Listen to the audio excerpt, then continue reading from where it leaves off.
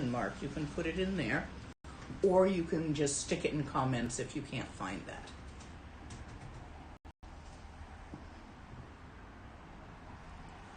Chuku kuntu zongpo gompo yin dorji sempa garab dorji dang shere singe bardu shinlap de damavzon tata tusum chi zog chen jupe lamala solwa deb again pema junela solwa deb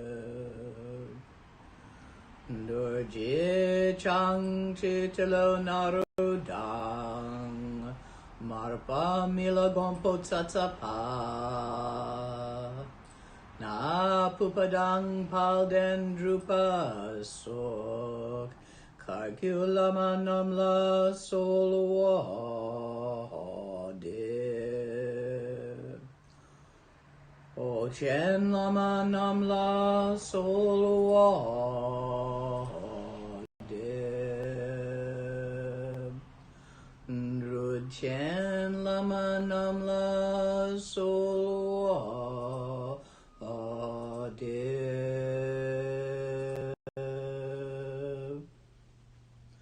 Shak chen lama namla solwa deb Yung drundang yandu lama namla solwa deb Alkondu jongdang yerme pa gongarab dorji jintrag pa jetine nisune pai pa lamadam chetente chong.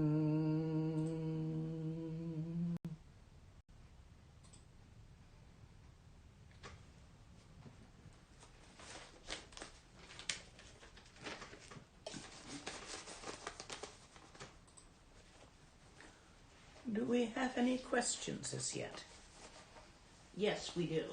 You want to give me one? Okay. When dying, how may I fully let go without abandoning the commitment to return and help all beings?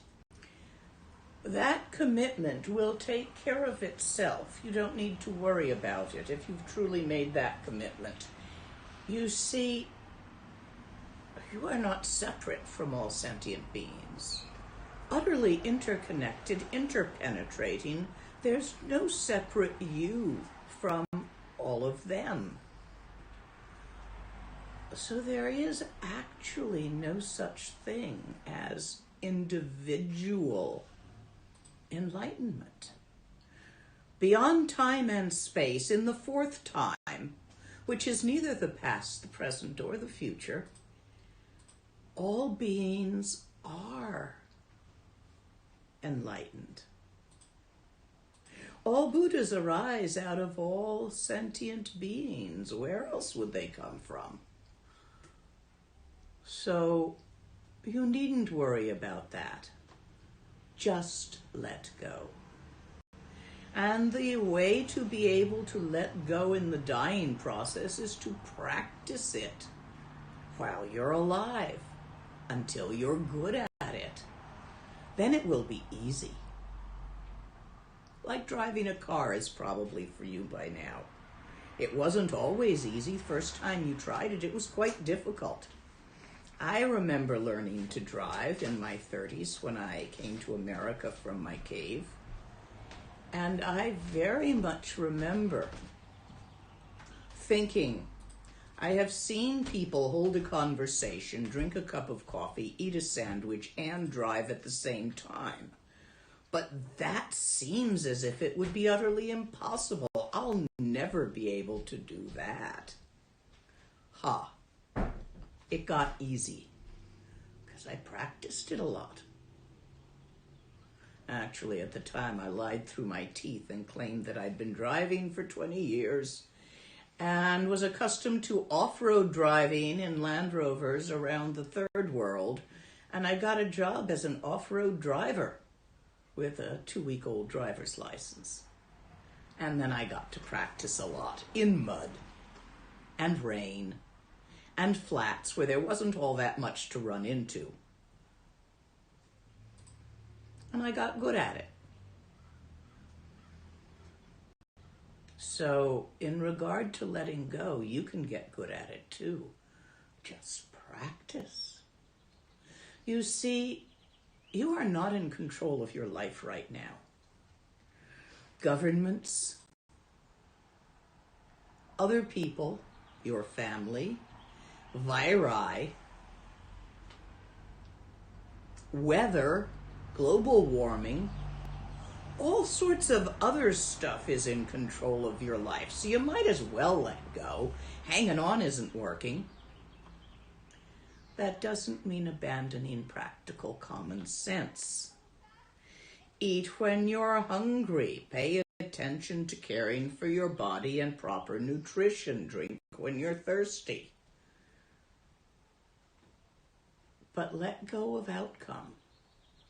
Because no matter how well you take care of your body, you're gonna die. And no matter how perfect you get it, buff, beautiful, young, strong, that won't last. You can't keep it. So you might as well let go. Because it's going. Whether you let go or not, you're going to lose it. So there's really not that much point to hanging on. Next question. What are some of the common errors or pitfalls that happen practicing Trekcha? Like thinking we need to stabilize as opposed to noticing the inherent stabilization.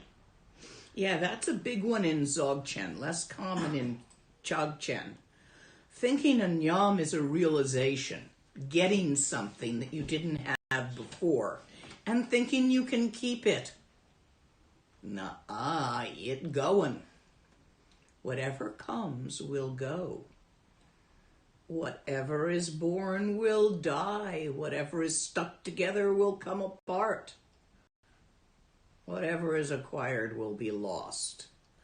So don't grab your realizations that you get from practice. You can't keep them. Let go. That's a big problem with Trekcha. People think they got somewhere and then they try to stay there. Yeah, I done that. Lots. But you can also let go too hard. As in shove rather than release. So you can come to the point where there is no difference between your session and your session break. And so you get a thought. Don't trust it. See what it's made of, but you may end up trusting it, and the thought will say, since there is no difference between session and session break for me anymore, I don't need to make sessions. Oops. Anymore is your clue. Something changed. Don't base it on that. Keep practicing for as long as there is even a subtle sensation anywhere of a practicer, a practice, and a practicing. For as long as that duality, triality is manifesting as your experience, don't stop. Keep going. You see, at that point to stop, because you have gotten good enough at it,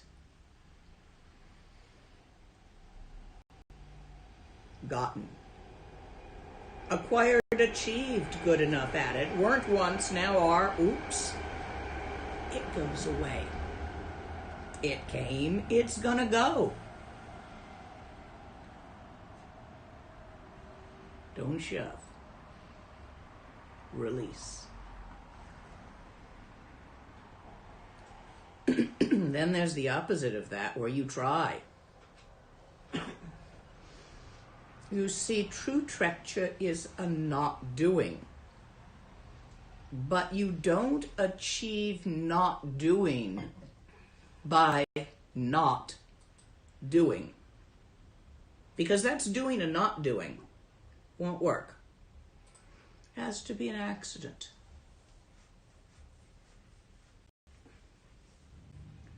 Once you've had the accident of not doing, and then you know what it actually feels like, then you recognize the inherent not doing in all doings. And so there is no separation between doing and not doing. There's a practice for that. We were supposed to be doing it in Poland this year. Practice for getting you over the hump between doing and not doing. But it was canceled due to the virus. You can't grab outcome. The outcome of our planning was supposed to be a bunch of us getting together in a wonderful place and doing that. And it didn't happen. Perhaps it will happen next year. We'll see where things go. Perhaps there will be an opportunity before the total destruction of climate warming sets in, or perhaps that won't happen. Not the most likely, but it might not. Horse might sing. So in trekcha, most of your pitfalls seem to be a form of trying to do something about something. This is the reason we don't teach Togel until somebody's over that hump. Because then they sit in Togel waiting for the results, which completely blocks the results from occurring. So it doesn't work. And then when it's time to teach it to them, they've already done that and it didn't work, so they don't trust it anymore. So we wait until someone is ready to not do trekcha in certain physical positions and with certain eye gazes, without attempting to get a damn thing out of it, without caring if it happens or doesn't happen, without grabbing or shoving. Then it's a very effective practice. But you see, all of the practices in Dzogchen, all of the long day, and even much of the Semday are medicine. If you have an illness, there are certain medicines that are appropriate. But to take those medicines when you have a different illness, to take the wrong medicine for the illness you're suffering from will generally just make things worse.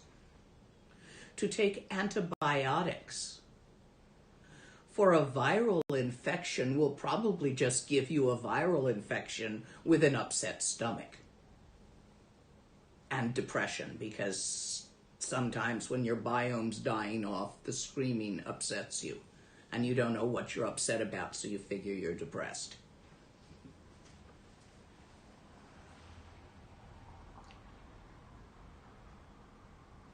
Watch out for grabbing and shoving in your trekcha practice.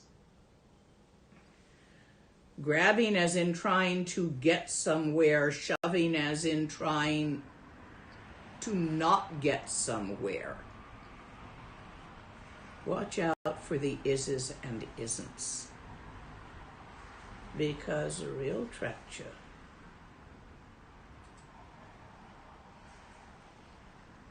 as Saraha put it, where all ises and isn'ts aren't. I love that quote. Next. You talked about a loud wind noise during the dying process. Is it good to familiarize ourselves with loud noises? Not particularly useful. Although, for some people who have a unusually intense startle reflex due to past life or current life PTSDs, it may be useful to familiarize themselves with certain types of loud noises.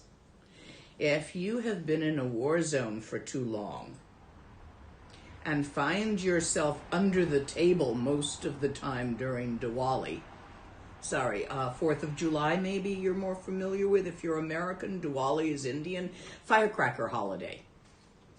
So that every time you hear a car backfire, a loud bang, or a garbage can falling over, you find you've dove under the table and possibly bumped your head or banged your elbow. This is not useful, and you might want to go play with some firecrackers safely and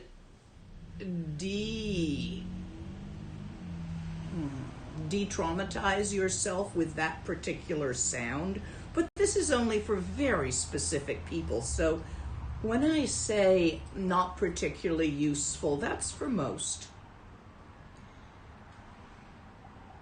The loudness of it, the intensity of it, it's not just loud in your ears. You don't have ears at that point much. It's loud in your mind, and your feelings will be loud in your mind. Whirling, swirling, dizzy, heavy, light, all these different physical sensations. Proprioception and touch will be really loud, and your emotions will be really loud. Love, hate, desire, aversion, all sorts of things will happen in this process. So just putting yourself in loud situations is more likely to simply harm your eardrums. Next question. Could you please give some advice on how to introduce Dharma to a very young child? We have a 9-month-old boy. He seems to really like the Chinrezig mantra, which we sing to him before bed. Well, that's how you do it then. Sing the mantra to him.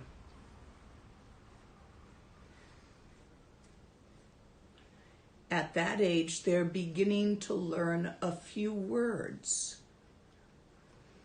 Get him a Dharma coloring book when he's old enough so he gets familiar with the images. There's some beautiful ones out there. Nyando, in my closet, in the far back shelf, up and down, there's a stack of coloring books. Could you grab a couple in for me? In the closet or in the art room? My closet. They're in my closet, I think. In Danica's room? No, in my little dressing room. Oh, there. In the very back? Yeah. It's behind scarves. Okay. It's books I was planning to give away. I carry gifts when I travel, and I was going to give them to a couple of people with kids or Dharma nursery schools.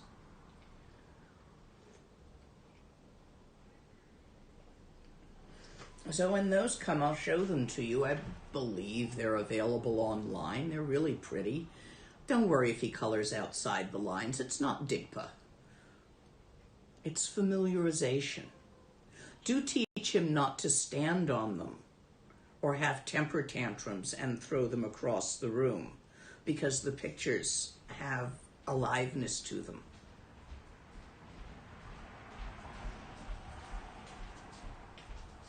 Like the first time he has a temper tantrum at 2 and throws Chenrezig across the room. So don't do that to Chenrezig. He's your friend.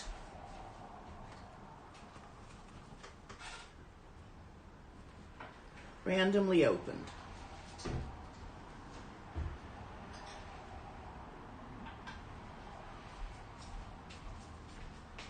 Nyando will post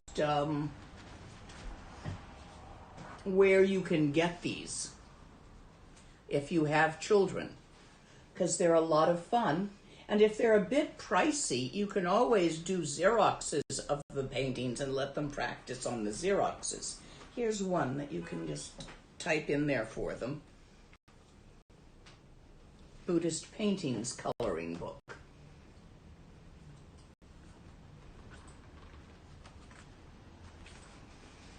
It's got some Chinese ones and some Tibetan ones in it. I think that one's a Dover, isn't it? This is Asian Art Museum. Oh, okay. That one's Dover. Yes, it is. All right. Kuan Yin Chenrezig. So even at 9 months, if he's into crayons and paper, you can get one of these, Xerox it, and tell him that's the guy whose song we sing. Here's a white Tara.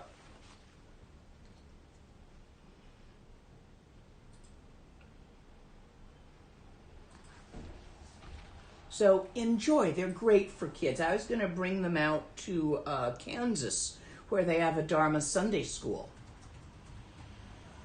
because they could use them there.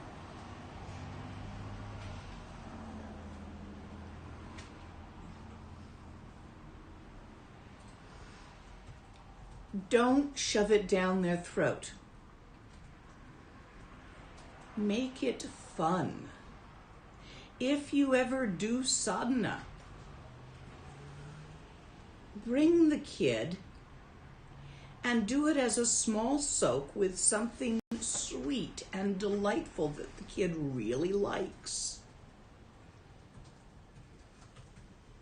A little piece of cookie, maybe. I don't know if at 9 months they're not quite eating cookies. Rice pudding, they're eating that by then. Or tapioca pudding. Have that in a little bowl as the offering, and then after the sadhana, when it's done, everybody has some spoonfuls of it as sok, so that they get to associate. And this is what we do with little Tibetan kids. Whenever they're in the monasteries, when they do ceremony, they always get something good to eat. And little kids go through a phase of being always hungry. And what they want is different. American little kids tend to want sweets or chips. Bhutanese little kids want chili peppers. They eat hot chili peppers as snacks.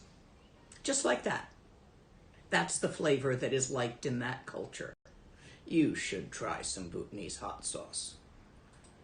Blue cheese cooked with jalapenos. A little drop in your food is lovely. There's a lot of flavor in it. See, a lot of Bhutanese food is either rice or potatoes. You need something to add flavor by the 3rd week. You're eating potatoes. Hence, Bhutanese hot sauces add lots of flavor. And you don't use much because they're so damn hot. I digressed again, culturally. But what I'm saying is, whatever you do, make it look like fun. No preaching. Wait for questions.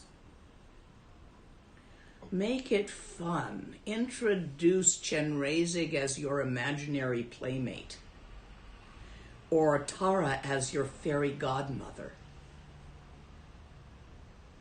Teach them how to say the mantra when they say, "Can I have a fairy godmother?" Show them some pictures of Taras and say, "Do you know which one you like?" You know, there's 21 different versions. Maybe they like the red one or the yellow one or a purple one. There's purple ones. Well, there's sort of a dark reddish purple. you want a fairy godmother? Do you want a picture of your fairy godmother on your wall?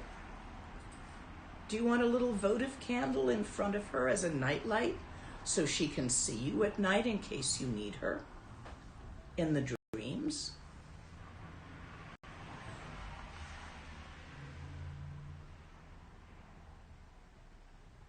When they are talking,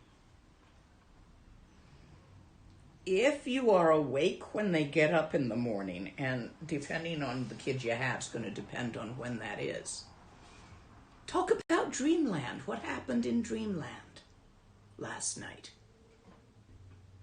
Get them used to remembering their dreams. You can begin to teach dream yoga around the age of 2. That's when my father started teaching it to me. My father fancied himself a sorcerer and a communist. More or less some kind of southern voodoo, I think, was his line. He died when I was young. He liked to play with demons, something ate him. Or so it appeared to an 8-year-old. Who knows what really happened? Do you remember your childhood? It didn't really happen the way you remember it. I do remember my dad dying of being eaten by a demon. I even remember him talking about the oopsie he had that caused it.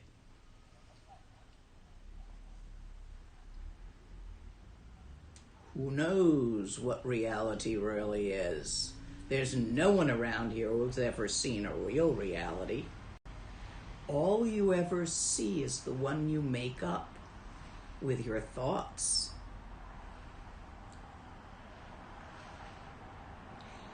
Next question. In my 20s, I had a dream of dying and surrendering into the clear light. What can we learn from this kind of experience? Reassurance, so that next time you die, you'll do that again. You can learn not to be afraid of death because you've seen it in a vision, and it's not at all scary. It was quite enjoyable, wasn't it? That was an easy one. Next. There was one other death question. Hang on. Yes, here we go. If I wish to be born in a specific country to Dharma parents, what should I do now and what to look for out in the bardo? Now you should familiarize yourself almost like an obsession with that place. Learn the maps, the culture, the clothes. Make an imprint.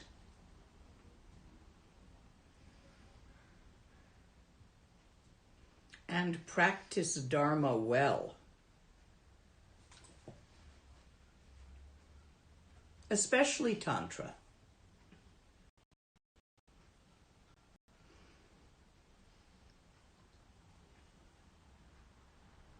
Work with a yidam.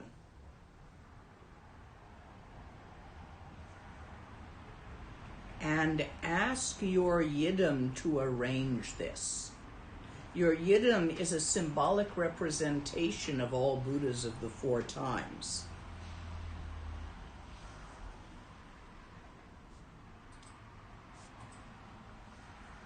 Please help me to be born in such and such a place. Also, do you know the story of the Great Stupa in Nepal? I'm going to guess that some of you don't. And those of you who know that story, bear with me here, because it's a very good example of how one makes such arrangements. There was an old woman who was a chicken farmer. She was, it is said, down from the god realm and had kept a lot of her good karma as a chicken seller, so she got very wealthy. She had 3 sons. May or may not have had a husband. Don't think she did. Just 3 sons. They may have had other different fathers. It's not said. So she was a low-class chicken farmer, unmarried mother, 3 boys, with really good karma and really getting a lot of money, but still a pretty basic woman, and she got more money than she needed.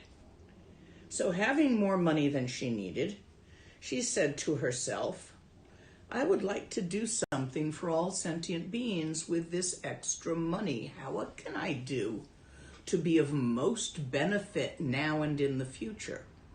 And so she decided building a stupa would be of most benefit. So she went to the king, paid the whatever necessary bribes there were in that culture and time to get to see the king, and said, I want to build a stupa. May I have your permission and some land? Because all the land that wasn't owned by somebody was owned by the king. And the king, thinking about it, his ministers said, don't do it. Don't let her build a stupa. You're going to look like an idiot if she builds a stupa because you haven't built a stupa and you're the king. So don't let her do it. He said, oh, well, I think I probably should, but I'll just let her build a little one. That won't do anything. She's just a little chicken farmer. She can build a little stupa. She said, okay. You can build a stupa, and I will give you the land for it of the size that you can cover with a cow skin. The size of a cow skin. And she said, oh, thank you. And she went off, and she cut a cow skin into thin strips and tied them together with tiny little knots until she had a long rope of cow skin, which she laid out on the ground surrounding a big piece of land, and then called the king's surveyors to see the land she had claimed. And the ministers all said, oh, Trixie, don't give it to her. But the king said, I have to. I have spoken. The king's word is upon it that I would give her what she could take under a cow skin. And so that stupa is called Kaden Shola. King has spoken. King's word. And so she began the undertaking on that land of building a great stupa. As she grew old, it was a big job, and knew her death was upon her, and said to her sons, it is nearly done, but it is not completely done. Please, I lay upon you the giz of finishing this stupa and having it dedicated. So she died, and her sons completed it. Her sons were wealthy in their own right. Now, what I can't remember, and someone may remember, one raised dogs, one raised pigs, and one raised horses. Her caste was that of animal husbandry. She'd been chickens. I can't remember which was which. I think the oldest son raised horses. The middle son raised pigs, and the younger son raised dogs. Somebody look it up and remind me, because I've forgotten which kid did which. Now, when the stupa was complete and dedicated, all that karma that has been created. You can make a wish on it when you have created that much karma. So each of the sons, the three sons, the older one was in his late 20s, the middle one was in his very early 20s, maybe about 20, and the young one was still a teenager. Anyway, at that time, they each made a wish. And the oldest one wished. There'd been a prophecy that someday the Dharma, which was there in that place and in India, would go up into and over the great mountains that you could see from Kathmandu up in the north. This story takes place in the valley there. The land of the snows, it was called. So the first one wished, when the Dharma goes to the land of the snows, let me be reborn as a great scholar and bring it forth there. He was born as the great scholar, Bodhidharma. The second son, who was rather fond of the finer things in life, still pretty young, he made a wish. When the Dharma goes to the land of the snows, may I be reborn as a great king. And so further it's going there. He was reborn as the king, Treson Detsen. And the little one, the teenager, being a teenager with a teenager's interest, he wished, when the Dharma goes to the land of the snows, may I be reborn as a great sorcerer and slay all the demon and win all the girls. Guess who that turned out to be? Guru Rinpoche, of course. So that's how you do it.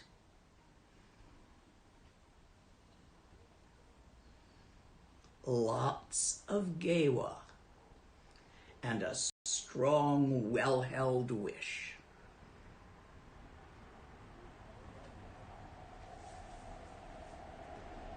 Be clear on your wish. You can sabotage yourself. Real easy here. Because managing to steer through the bardo is like steering through the dream time. Habit is more powerful than brief intent. So make it a habit to create lots of gewa all the time. And let your wish become habitual. Allow yourself to become the person to whom this happens karmically. Next question. What is the fourth time, and what text should I read to learn more about it? I don't believe there is that much in texts about it. I haven't run into that much, and I am one of those people that reads everything, including toothpaste tubes. I find the act of running my eyes over lines of print very relaxing. So I do not know if I can refer you directly at the moment to any particular texts. It's mentioned here and there, but never in great detail, because there's really not much to be said about it. The usual 3 times we're quite familiar with. The past, the present, and the future. And we generally obsess with those 3. The 4th time is not one of those. outside of space, beyond time.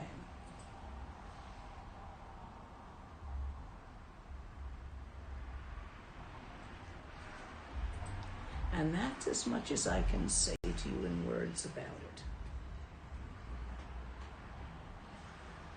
That's probably why there aren't that many words about it in texts.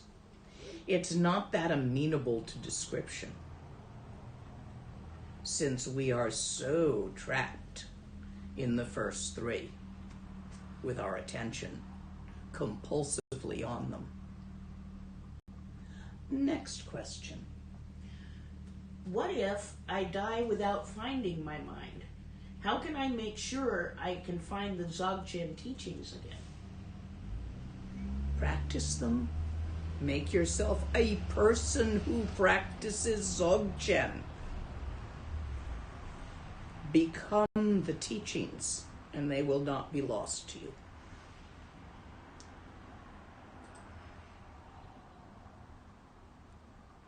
Next. What is the youthful vase body? One's existence in the fourth time.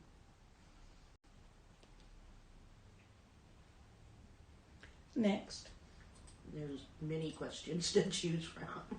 Yeah, just keep them coming. Okay. They're pretty easy, many of them, because they either do fit in words and stories, or they don't. I tend to lose motivation quickly. How to stay motivated in practice?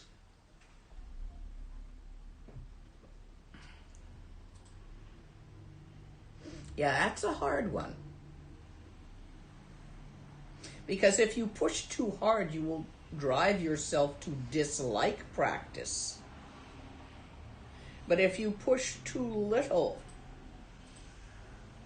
you will not create the habit. You'll lose the habit.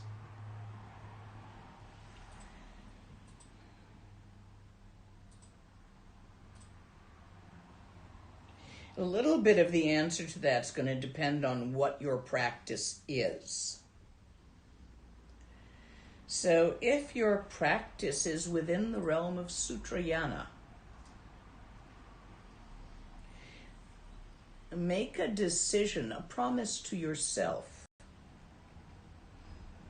that every day, without a single day going by, whether you feel like it or not, you will perform at least one act of kindness and read at least one paragraph. And leave yourself completely free to do more than that in acts of kindness and to read more paragraphs if the one you randomly opened the book to caught your interest. I mean Dharma paragraph. The second answer in Sutrayana is that the four turning minds, Lam Rim. The ordinary Nundro is designed to motivate one sufficiently that one could actually undertake the extraordinary Nundro.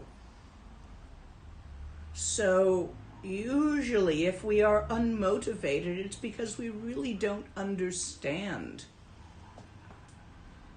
the Lam Rim, the four turning minds, the ordinary Nundro.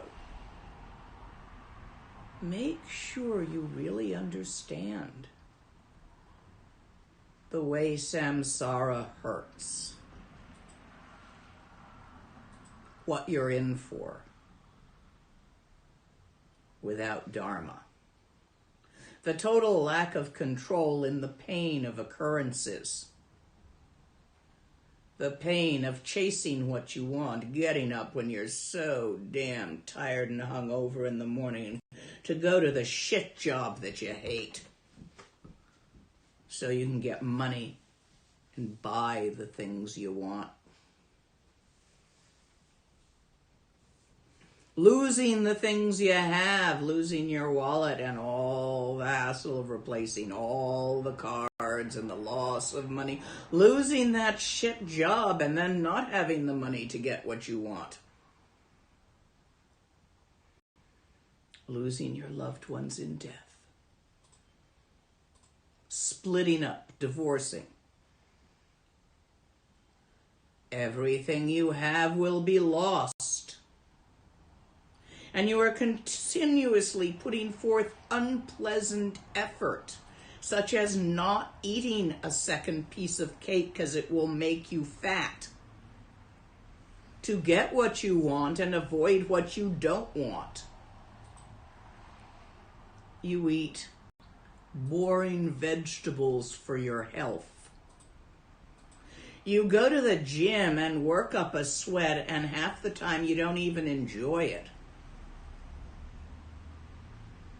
because of something you want out of it and because of something you're afraid of.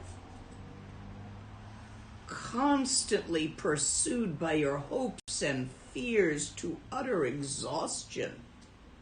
If you really understood what this is, and how it's happening to you right now and will continue to do so until you do something about it, oh, you'd find motivation.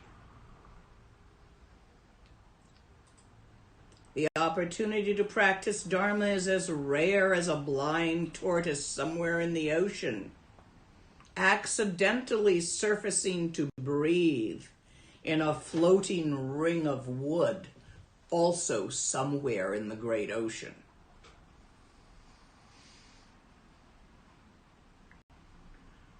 Look how few humans there are compared to bugs. So what's its most likely you'll be? Human or bug? Which has more opportunities to be born as? And that's just on this planet, in this realm, which is one little ball of mud circling one particular little star in an infinite universe. To be born in a land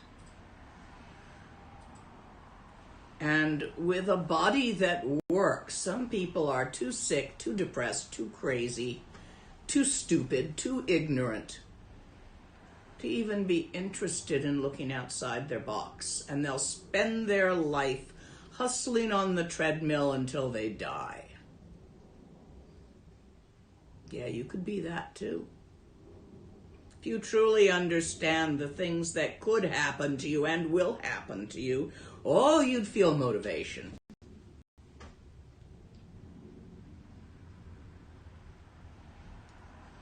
You're mortal, you're gonna die.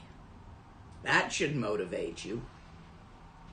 Dying's scary if you don't know how to do it, and you don't have a pretty clear idea of how it's gonna go and how you're gonna deal with it. And you know, no matter how hard you try not to look there, it's coming anyway. So, lack of motivation is best resolved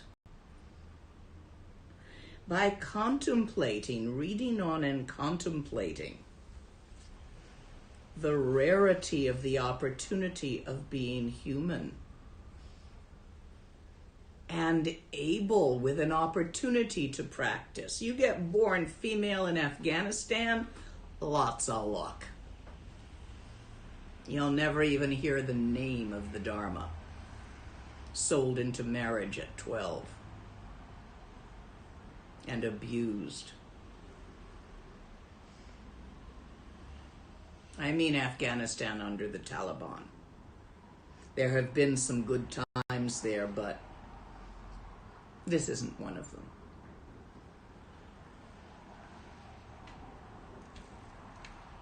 There's all sorts of unpleasant things to be born as. And there's a lot more of them than there are healthy, happy, functional humans.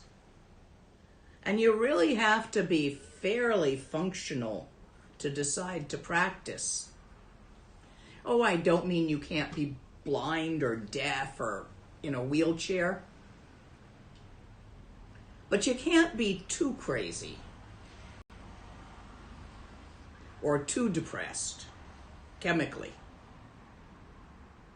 or so sick that your life is nothing but doctor's appointments with some weird genetic thing.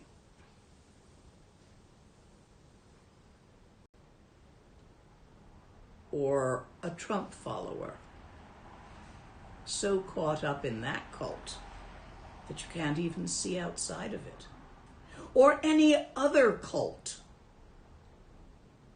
Born into a cult, anywhere in the world, any world, raised in it, you'll not even begin to look outside the box. And for some, Western science is a cult. Be careful, don't fall in there.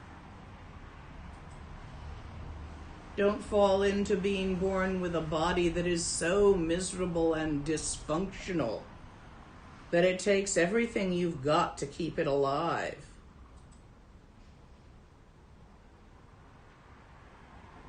Don't end up with so many babies that keeping them alive takes everything you've got.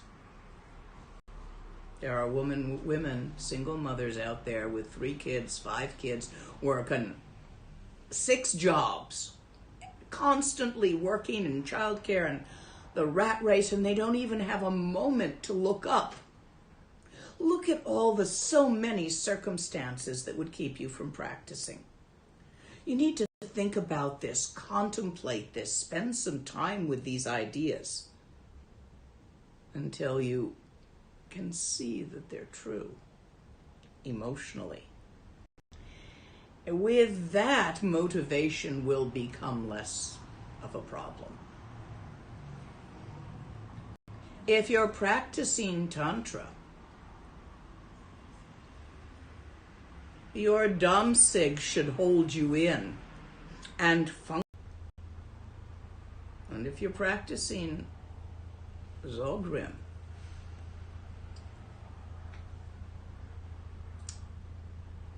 the taste of awareness,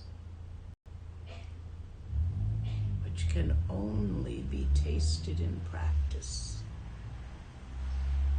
is beyond all other pleasures. How much would you do for a piece of really good chocolate? Would you sit still for 10 minutes for that?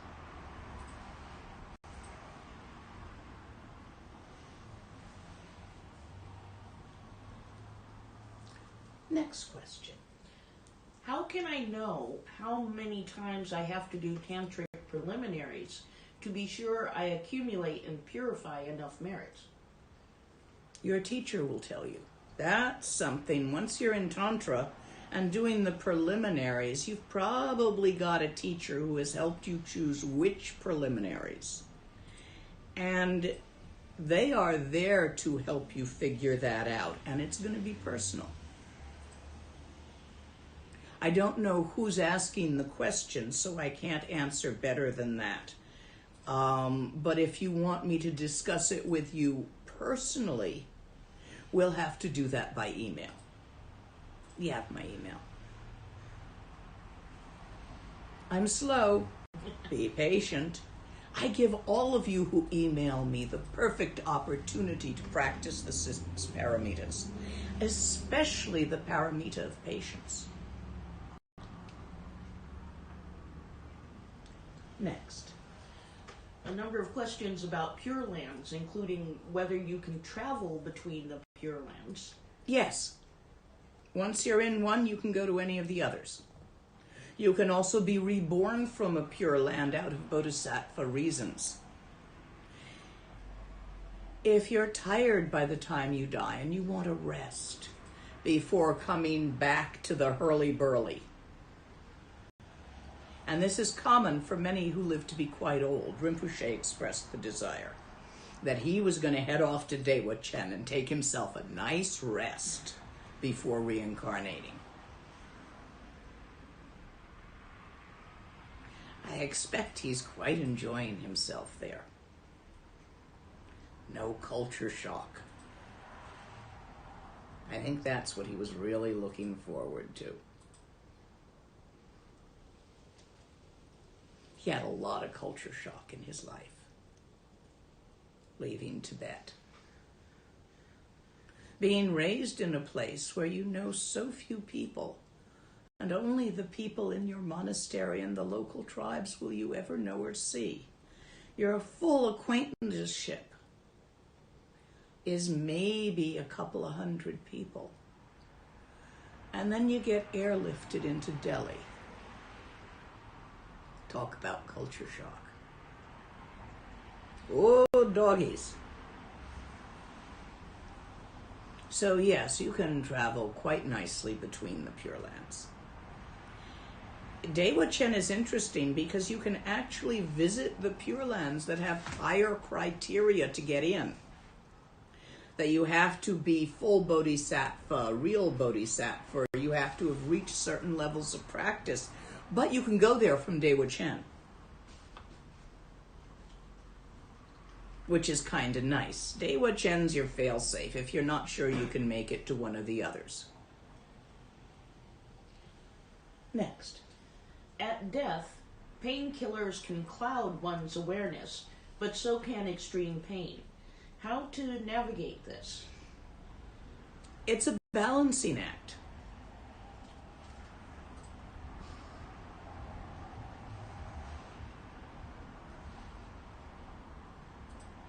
You don't want to be so loopy, which is why I'm doing a no ventilator for the COVID in my papers, because you have to be made into almost unconsciousness there, and I don't want to deal with dying on a ventilator and only 2% survive. So Nyanda, you hearing this? Oh yeah. No ventilator. You can do positive pressure O2, but I'm not getting that doped up. Conversely, all the morphine I want, please, if necessary. Yes. Because I can monitor it and know what's too much. I'm pretty good at that. So what's really important is that you balance it to pain that is not distracting and a good balance of an opiate pain reliever. Gabapentin doesn't do this. It knocks you out before it relieves pain, makes you loopy.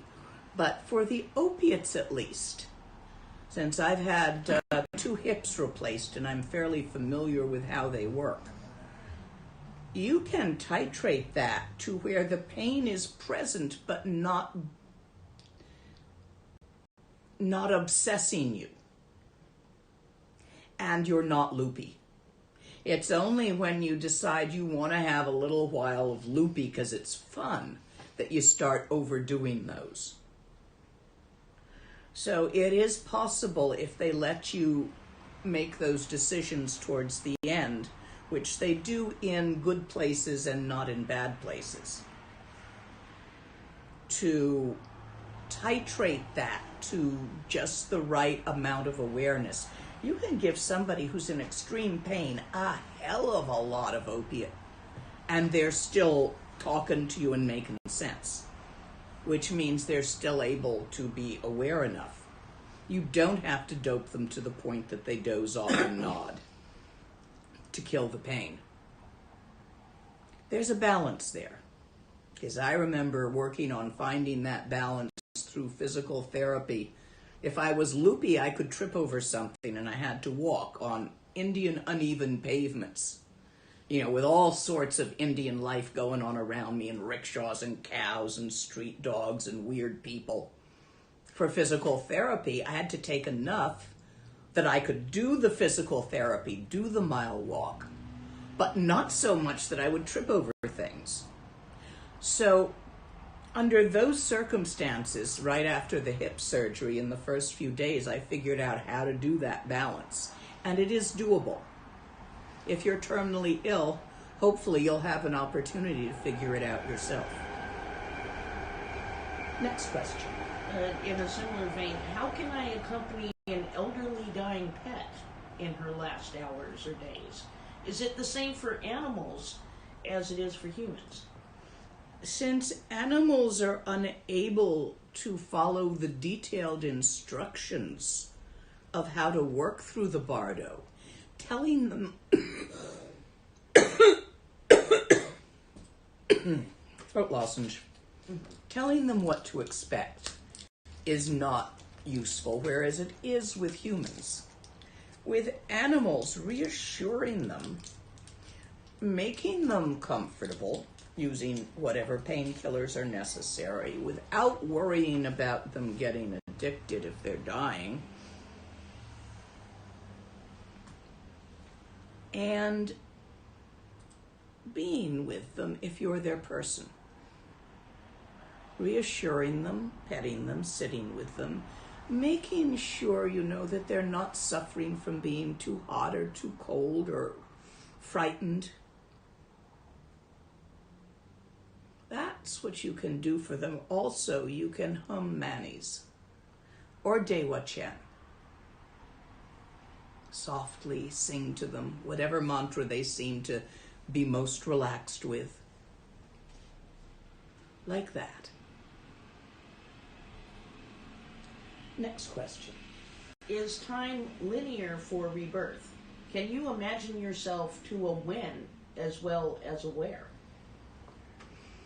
If your experience of time has always been linear and is still linear, probably not. You will probably experience it in a linear form. If you are linear.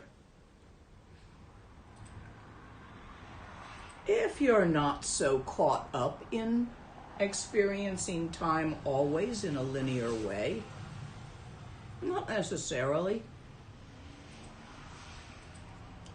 Most people, however, cannot imagine nonlinear experience of time, so they don't get one.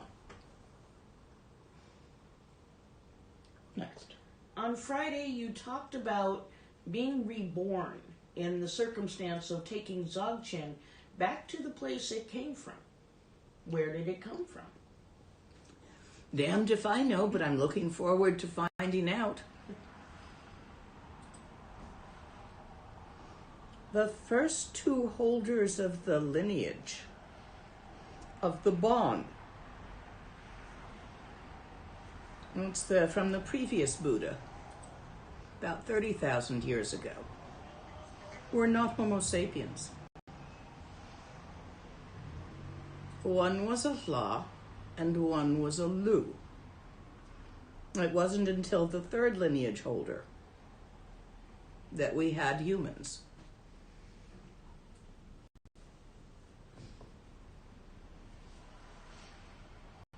I've always liked sci-fi.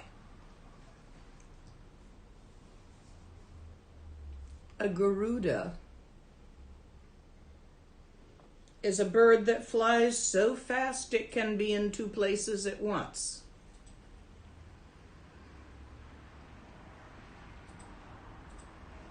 My imagination, which is neither particularly real nor not, puts these two interesting points together and imagines that there's a whole bunch of worlds out there, and some of them probably have lineages and some of them probably need them.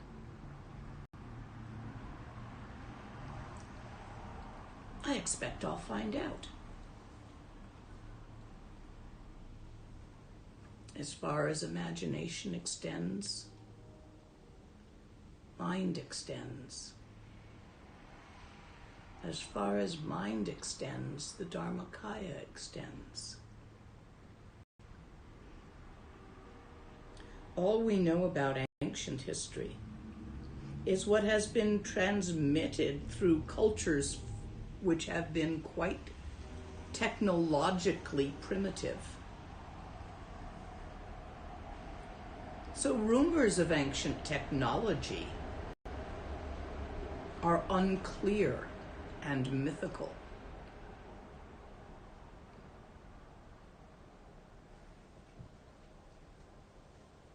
I get to find out. It might not be so. In which case, I'll do something else. It's not all planned out. It's a wish. A wish I made when we completed the great statue. Perhaps there's enough karma behind it. We'll see. I don't have to know what's going to happen. Time is an adventure. So are life and death.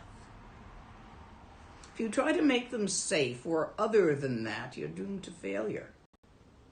Because you don't know what will happen tomorrow. Embrace the unknown. Because the universe is full of it. Next.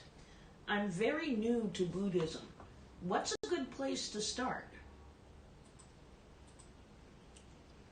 A book called When the Chocolate Runs Out by Lama Lena.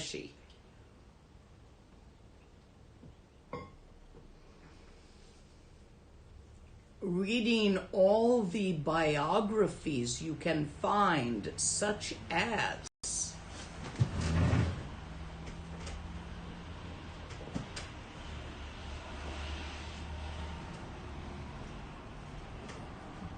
Life of Milarepa, Tilopa's life story, the life stories of the 84 Mahasiddhas, Buddhist masters of enchantment,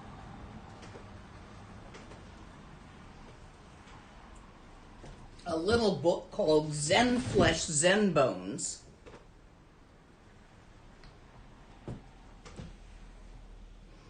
and when you want to go further, anything by Lama Lena,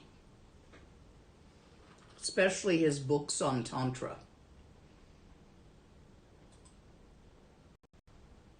Don't bother reading Dzogchen. You need it from a live teacher.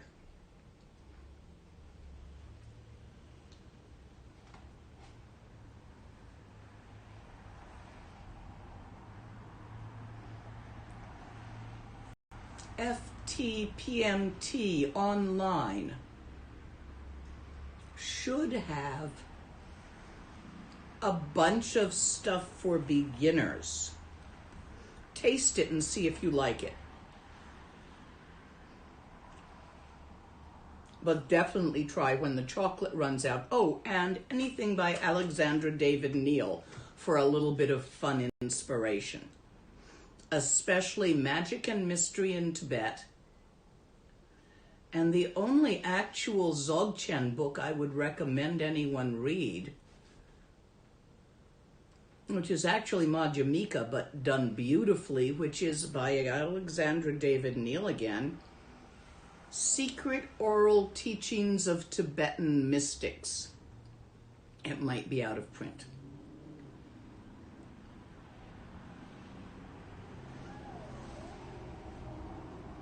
Start there.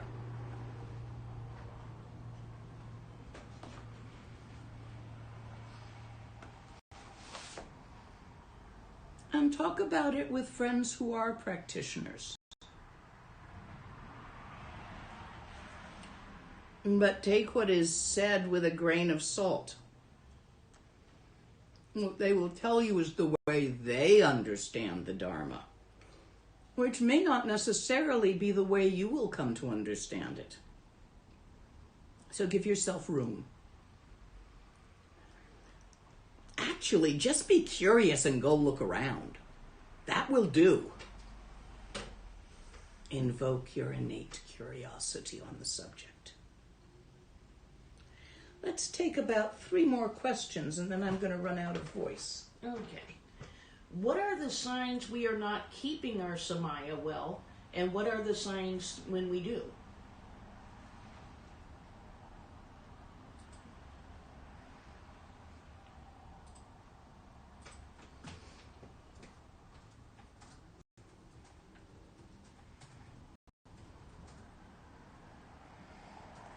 The signs when you don't will be internal mental turmoil of one flavor or another, probably combined with some external turmoil.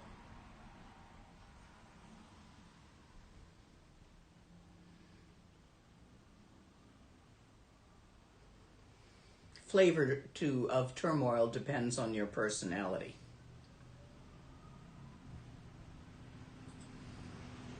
The signs that you do will be whatever external turmoil you encounter. Somewhere on a base level, you're okay. And the signs of having broken it are that somewhere on a base level, you're not okay and you know it. Next question. Let me come through these. Can you explain what a rainbow body is?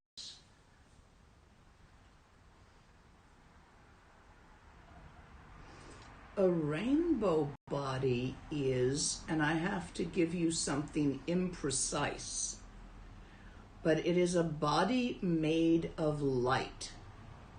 Normally, you walk through life in two forms: a channel or filamental form and a meat or solid seeming form.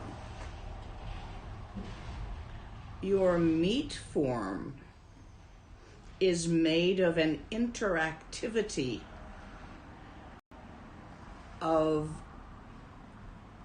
the four elements which are a symbol of atomic matter: solid, liquid, gaseous,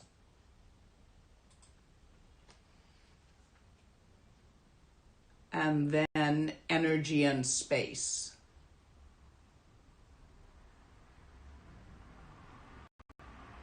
Your filamental body is made of sheer vitality, which is symbolized with the term light.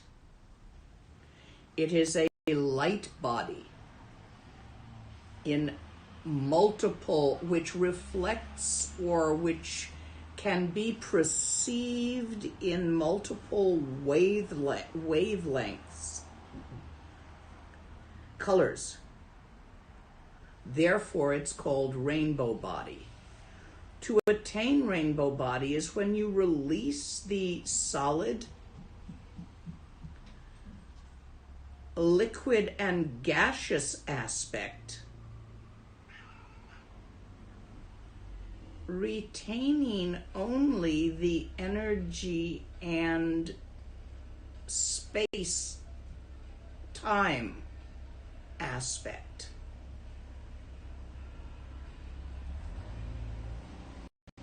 It is what you really are, and it is not something you achieve or acquire. It is something you release that has always been there. Otherwise, how could it be permanent? The flesh, solid, liquid, and gas, is carried by the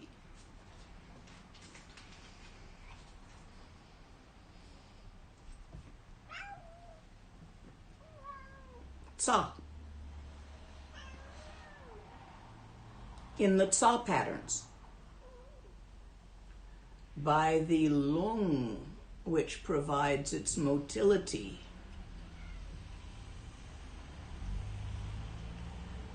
when you are no longer involved with solid, liquid, gas, atoms, your body dissolves into its component atoms, elements, but your channel body retains cohesion. And your identification has shifted from identifying with both channel and meat body. Not even that, no, because there isn't identification at this point. And yet the patterns are retained. When Guru Rinpoche became rainbow, the perception of him changed. But the patterns created by that teenager in Nepal remain the pattern.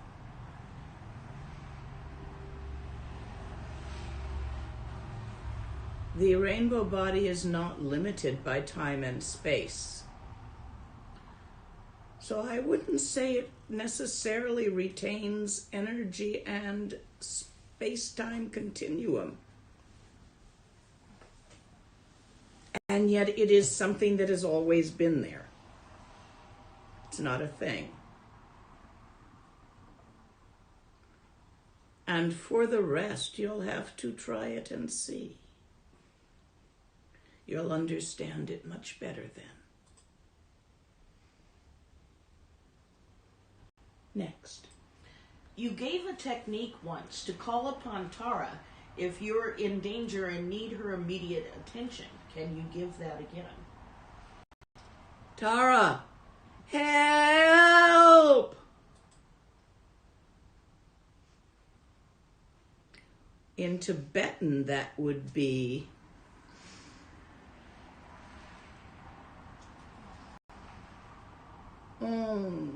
Jitsun Roma Chichino. Jetsun is an honorable prefix. Roma is Tara's name. Chicheno is an imperative to hear me. You know, like in Karmapa Cheno, calling upon the Guru from afar. So Jetsun Roma Chicheno. Om Tari Tutari Turi So, Om Tari Tutari Turi So, Om Tari Tutari Turi So. That's what Rinpoche used to do when he thought the car was about to get squished by the truck, or the earthquake occurred, or the truck fell off the cliff. Things like that. Worked for him.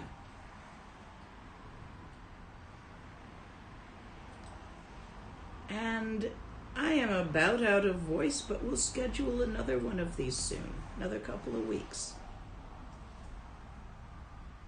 Thank you for joining me. Practice. Gewandi Nur Dudag Che Che Sala Go Parshu.